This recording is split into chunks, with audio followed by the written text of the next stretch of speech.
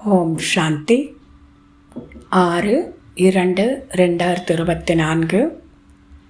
சாக்கார முரளியின் சாரம்.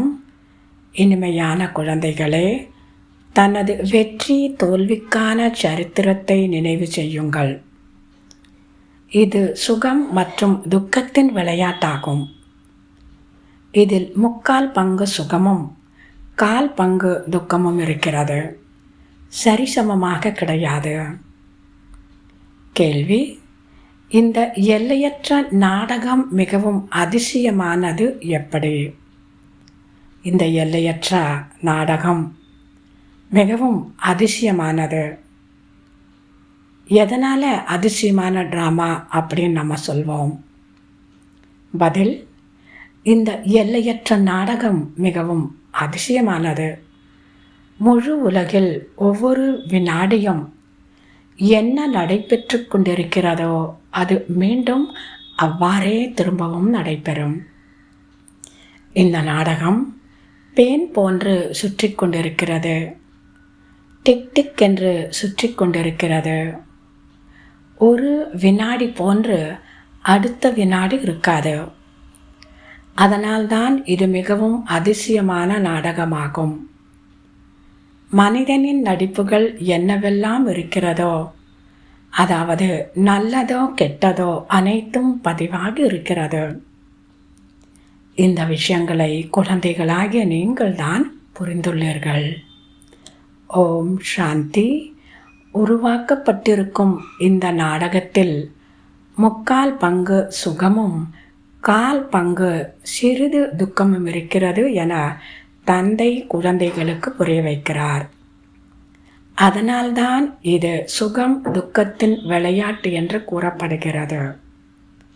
குழந்தைகளாகிய உங்களை தவிர தந்தையாகிய என்னை யாரும் அறிய முடியாது என்பதை தந்தை அறிவார். நான் தான் உங்களுக்கு எனது அறிமுகத்தை கொடுத்திருக்கிறேன். மேலும் சிருஷ்டியின் முதல் இடை கடைசியின் அறிமுகமும் கொடுத்திருக்கிறேன். உங்களை நாஸ்திகத்திலிருந்து ஆஸ்திகனாக ஆக்கியிருக்கிறேன். 3 உலகங்களையும் நீங்கள் இப்பொழுது அறிவீர்கள். பாபா சொல்கிறார், ஒரே ஒரு பரம்பிதா பரமாத்மா மட்டுமே தர்மத்தையும் ஸ்தாபனை செய்கிறார் மற்றும் ராஜ்யத்தையும் ஸ்தாபனை செய்கிறார். மற்ற தர்மத்தை ஸ்தாபனை செய்பவர்கள் வெறும் தர்மத்தை மட்டும்தான் ஸ்தாபனை செய்கிறார்களே தவிர அவர்கள் ராஜ்யத்தை ஸ்தாபனை செய்ய முடியாது. அவர்களுக்கு பின்னால் அனைவரும் வருகின்றனர். அனைவரையும் திரும்பி அழைத்து செல்வது யார்? யார் அனைவரையும் திரும்ப வீட்டிற்கு அழைத்து செல்வார்கள்? தந்தைதான். சிலர் சிறிது நடிப்பு நடிக்கின்றனர், அவ்வளவுதான். இவ்வாறு புழு பூச்சிகள் உருவாகின்றன, இறந்து விடுகின்றன. அவர்களுக்கு நாடகத்தின் விஷயமே இல்லாமல் போய்விடுகிறது. பாபா சொல்கிறார், குழந்தைகளை அக்கறைக்கு கொண்டு செல்லக்கூடிய படகோட்டி இப்பொழுது கிடைத்திருக்கிறார். வைஷாலத்திலிருந்து சிவாலயத்திற்கு அழைத்து செல்கிறார். அவரை தோட்டக்காரன் என்றும் கூறுகிறோம். முட்கள் நிறைந்த காட்டை மலர் நிறைந்த தோட்டமாக ஆக்குகிறார். அங்கு சுகமே சுகம்தான், இங்கு துக்கம்தான் இருக்கிறது. சொர்க்கவாசியா அல்லது நரகவாசியா என்று தனது உள்ளத்தில் கேளுங்கள் என நோட்டீஸ் பிரிண்ட் செய்யுமாறு பாபா கூறியிருந்தார். பல கேள்விகள் கேட்க முடியும். இழிவான நடத்தை என்று பலர் கூறுகின்றனர். அப்படி கூறுகின்றனர் எனில் ஏதோ ஒரு நேரத்தில் மேன்மையான நடத்தை உள்ளவர்கள் இருந்திருக்க வேண்டும். அங்கு தேவதைகள் இருந்தனர், இப்பொழுது கிடையாது. எப்பொழுது தேவி தேவதா தர்மம் மறைந்து போய் விடுகிறதோ அப்பொழுது ஒரு தர்மத்தை ஸ்தாபனை செய்வதற்கு பகவான் வரவேண்டியதாக இருக்கிறது. ஸ்ரீமத் மூலமாக நீங்கள் தனக்காகவே சொர்க்கத்தை ஸ்தாபனை செய்து கொண்டிருக்கிறீர்கள். நல்லது. தாரணைக்கான முக்கிய சாரம்.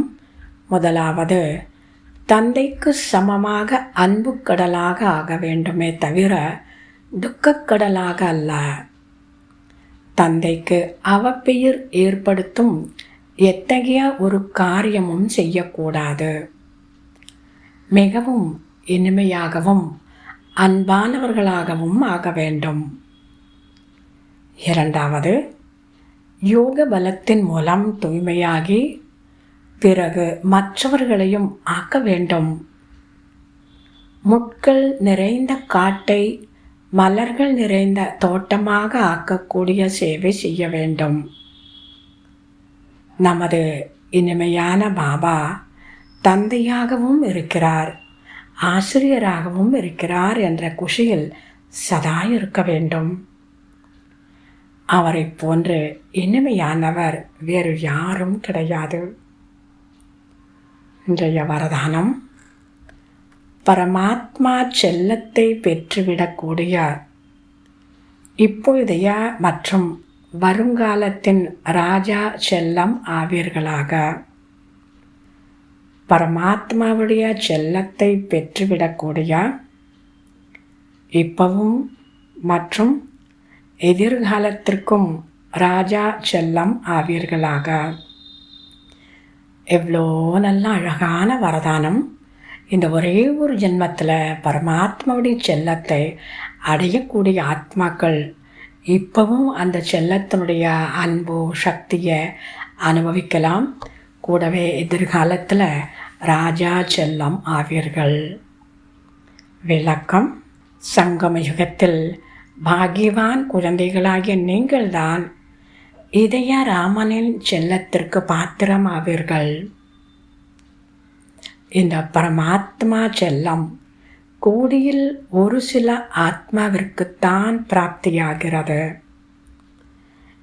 இந்த பரமாத்மா மூலமாக கிடைக்கக்கூடிய செல்லம் பாபா சொல்கிறாரு, கோடியில் ஒரு ஆத்மாவிற்குத்தான் பிராப்தியாகும். இந்த தெய்வீக செல்லத்தின் வாயிலாக ராஜா செல்லம் ஆகிவிடுகிறீர்கள்.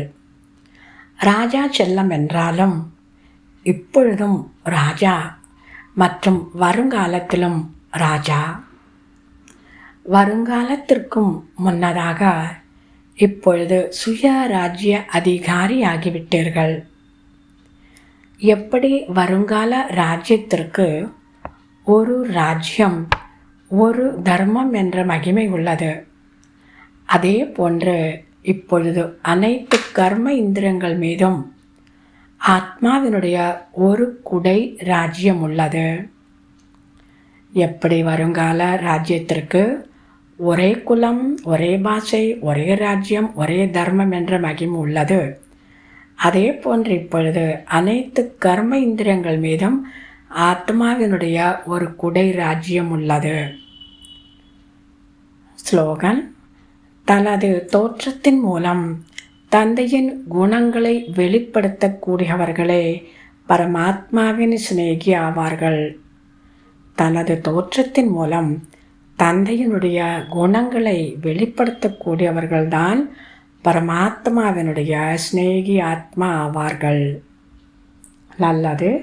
இனிமையிலும் இனிமையான 5000 வருடங்களாக காணாமற் போய் மீண்டும் கண்டெடுக்கப்பட்ட செல்ல குழந்தைகளுக்கு தாய் தந்தை பாப் தாதாவின் அன்பு நினைவுகள் மற்றும் காலை வணக்கம். ஆன்மீக குழந்தைகளுக்கு ஆன்மீக தந்தையின் நமஸ்காரம். ஆன்மீக தந்தைக்கு ஆன்மீக குழந்தைகளின் நமஸ்காரம். ஓம் சாந்தி.